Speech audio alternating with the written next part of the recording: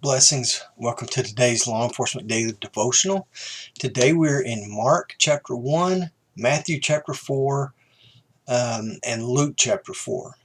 And I hope you were able to get all these things read ahead of time and realize what a really interesting read today was. And there's a lot of good information that we're going to build on.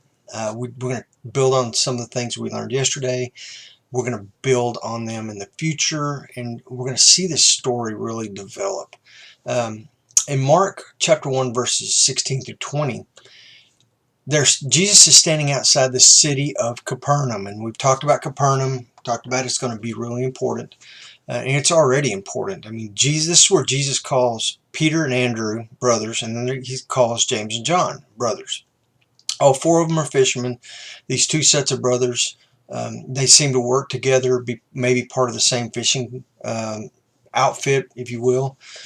And then in verse 21, we see that after Jesus calls them, they all go into the city of Capernaum. And when the Sabbath came, Jesus went into the synagogue at Capernaum and began to teach. So here we have Jesus teaching in the synagogue in Capernaum. It's going to be big.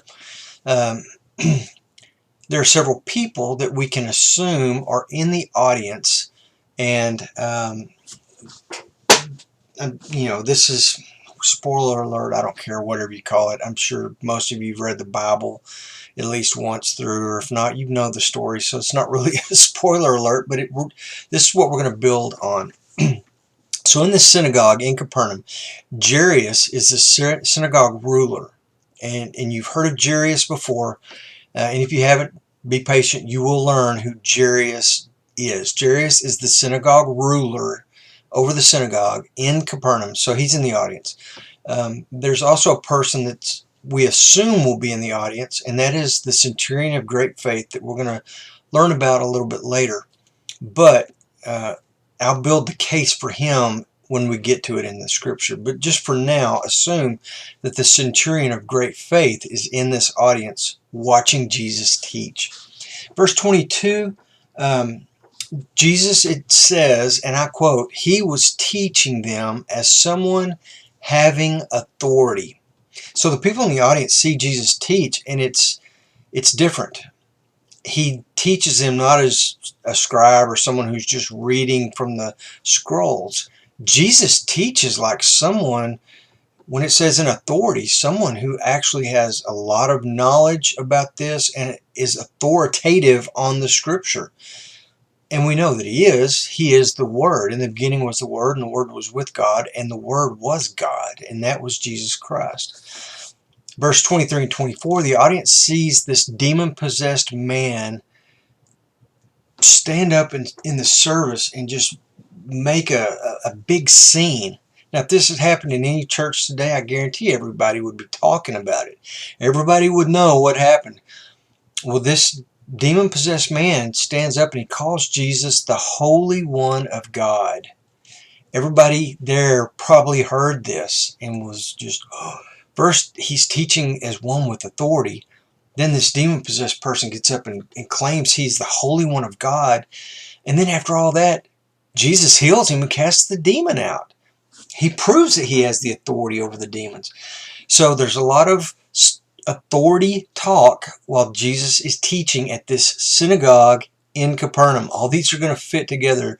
We're taking the little puzzle pieces and we're kind of crafting the outside, and then we're going to start filling in the inside. We got Capernaum, we got the synagogue, we got the people in the synagogue, we got Jesus' authority, and we're gathering all of our pieces. Chapter 1, verse 27, the people, and this is the people that are in the audience of the synagogue, the people were all so amazed that they asked each other, who is this? What is this? A new teaching?